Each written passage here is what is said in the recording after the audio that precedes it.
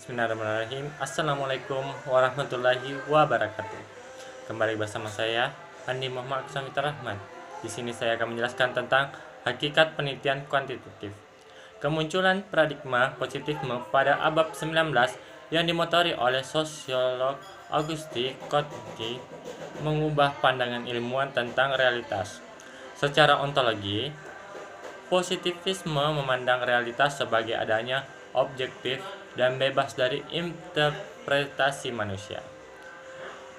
Fase filsuf era René Descartes atau aku berpikir maka aku ada dianggap terlalu subjektif karena menilai realitas berdasarkan interpretasi manusia. Menurut positivisme, manusia hanya dapat menangkap gejala dari realitas. Oleh sebab itu, secara epistemologi, positivisme berpendapat gejala atau real atau nyata dan hanya dapat ditangkap dengan indera manusia atau empirik.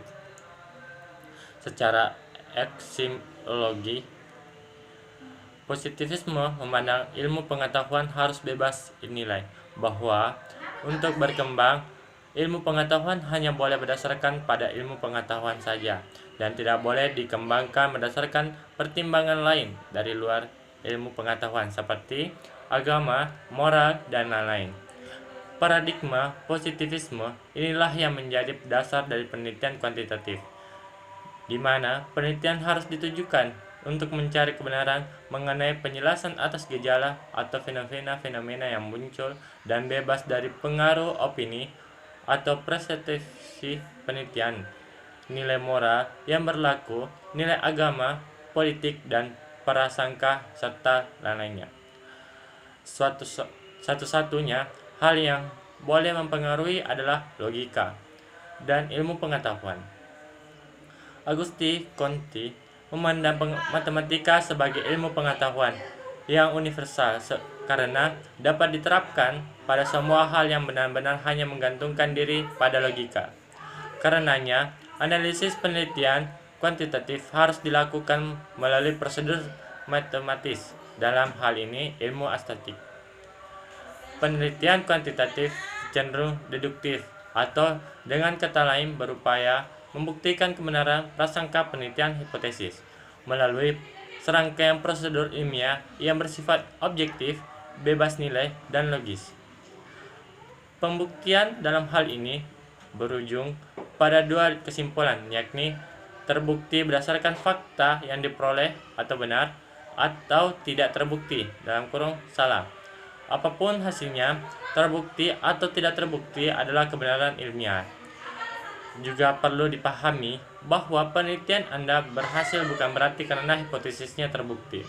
Karena meskipun hipotesisnya tidak terbukti, penelitian Anda tetap berhasil menemukan kebenaran ilmiah.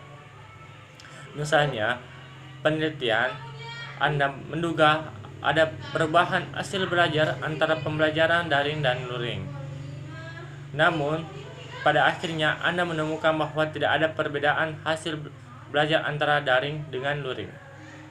Temuan itu tetap menunjukkan bahwa penelitian Anda telah berhasil menemukan fakta atau kebenaran bahwa tidak ada perbedaan hasil belajar antara daring dengan luring. Karakteristik penelitian kuantitatif. Penelitian kuantitatif memiliki beberapa karakteristik, yaitu: pertama, instrumen pengumpulan data. Instrumen pengumpulan data berupa tes tertulis, kuesioner, dan kolom-kolom pengamatan. Penelitian dapat menugaskan petugas mengumpulkan data dan instrumen yang digunakan sudah baku sehingga tidak mungkin untuk melakukan perubahan. Kedua, data dapat diobservasi dan diukur. Penelitian kuantitatif menggunakan proses matematik yang disebut prosedur statik dalam analisis datanya. Statik akan menyediakan informasi untuk menjawab pertanyaan atau hipotesis penelitian. Ketiga, rancangan penelitian atau desain jelas. Rancangan dan desain digunakan sebagai rencana tentang bagaimana penelitian dilaksanakan. Dalam rancangan atau desain ini meliputi pengumpulan data dan analisis serta laporan hasil penelitian. Keempat, jumlah sampel banyak. Semakin banyak sampel yang diteliti, maka akan semakin kuat keabsahan generalisasi.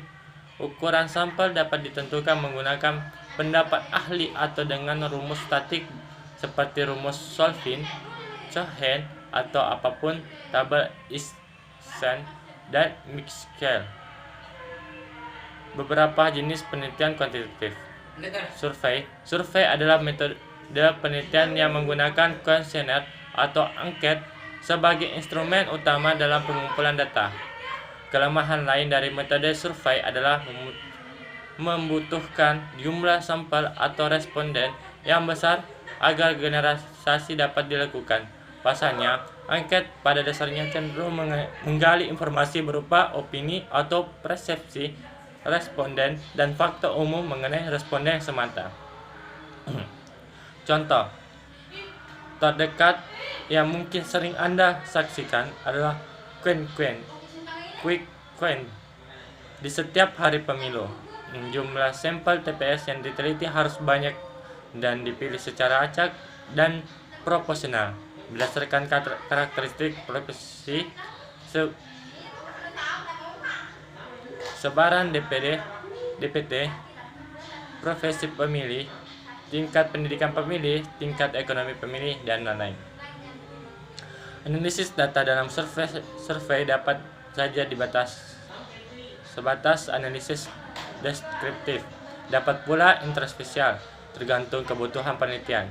Namun perlu diingat bahwa data yang diperoleh dari angket adalah kumpulan persepsi responden tentang sesuatu, bukan substansi dari sesuatu. Survei dapat pula bersifat cross-seksional atau longitudinal. Ken bersifat cross-seksional, namun survei pemetaan pemilihan biasanya bersifat longitudinal dengan perulangan setiap 3 bulan sekali. Eksperimen adalah metodologi penelitian yang bertujuan untuk menjelaskan hubungan sebab akibat kausalitas antara suatu variabel dengan lainnya, variabel bebas dan variabel terikat. Mekanisme kontrol ini bertujuan untuk memastikan perubahan perilaku atau atribut pada objek. Penelitian benar-benar bukan disebabkan oleh faktor atau variabel yang sedang diteliti. Misalnya, seorang peneliti memiliki hipotesis bahwa memutar musik klasik sepanjang proses belajar mengajar akan meningkatkan daya tangkap siswa. Berarti penelitian harus memberikan perlakuan mendengarkan musik klasik pada suatu kelompok sampel dan benar-benar hanya mendengarkan jenis musik klasik sepanjang proses belajar mengajar. Sedang pada kelompok sampel yang lain harus dikontrol agar tidak mendengarkan atau terpapar musik klasik sepanjang proses belajar mengajar. Hasil pengamatan terhadap daya tangkap siswa dari kedua kelompok itulah yang kemudian diperbandingkan.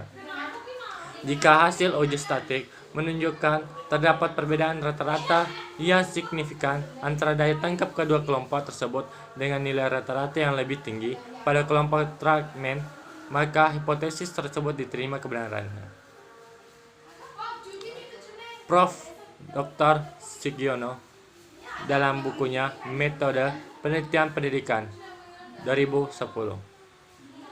membagi metode eksperimen dalam 3 jenis yakni pre-eksperimental, true eksperimental, dan quasi-eksperimental. Expose facto. Expose facto adalah bahasa Latin yang berarti dari sebuah fakta, yakni penelitian yang dilakukan setelah suatu kejadian terjadi. Maksudnya, dari penelitian ex post facto adalah untuk menemukan hubungan sebab akibat antara peristiwa yang telah menjadi dengan faktor-faktor yang dicurigai atau hipotesiskan sebagai penyebabnya. Artinya, dalam penelitian hubungan sebab akibat ini, penelitian tidak melakukan manipulasi terhadap variabel bebas, juga tidak melakukan kontrol terhadap variabel bebas sebab variabel terikatnya telah terjadi secara alami.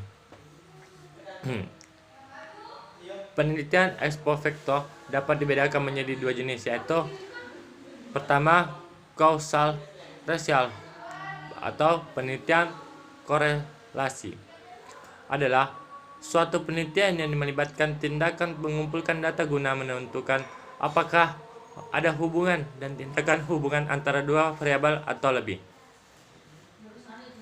Penelitian korelasi mempunyai 3 karakteristik.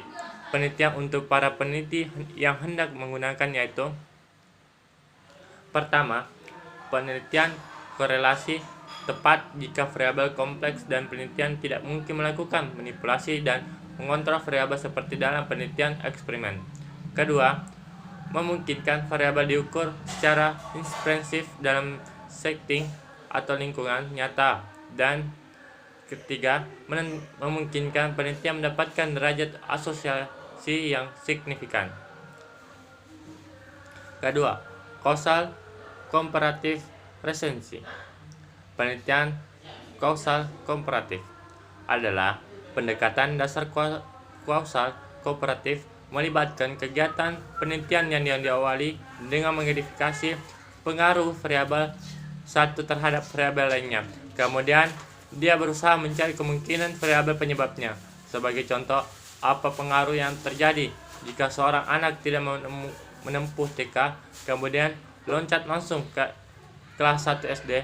Dalam kasus pendidikan, apa yang terjadi bila mahasiswa baru yang berasal dari SMU tanpa melalui kuliah menteralisasi langsung mengambil mata kuliah teknik sebagai halnya mahasiswa dari SMK. Oke, mungkin itu yang sempat saya sampaikan pada hari ini. Lebih dan kurangnya mohon dimaafkan. Wabillahi taufiq wa hidayah. Wassalamualaikum warahmatullahi wabarakatuh.